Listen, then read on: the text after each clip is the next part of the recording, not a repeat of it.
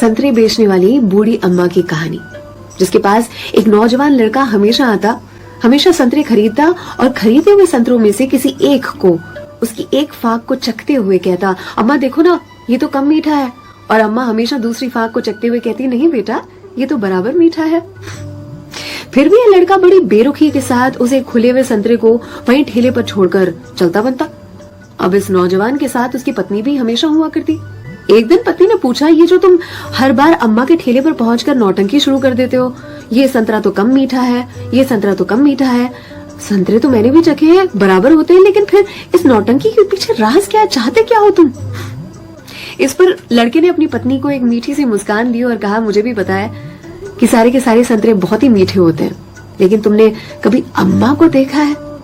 अम्मा इतनी गरीब है कि जो बेचती हैं उन्होंने कभी चखा भी नहीं होगा, इसीलिए तो एक खुला हुआ संतरा उनके ठेले पर छोड़कर आ जाता हूँ, मेरी ओर से उनके लिए।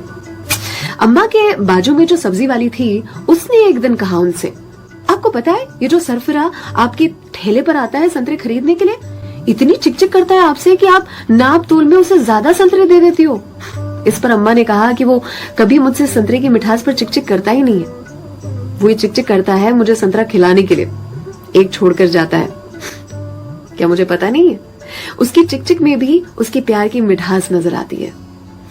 वो कहते हैं ना कि मेरे हिस्से से ज्यादा तूने मेरी थाली में परोसा है, कितनी भी मुश्किलें दे ऊपर वाले, मुझे तुझ पे भरोसा है। छीन कर खाने वाले का कभी पेट नहीं भरता और बांट कर खाने वाला कभी भूखा नहीं मरता। अगर कोई ऐसा दिखे, उसकी मदद जरूर से करे। इसी को तो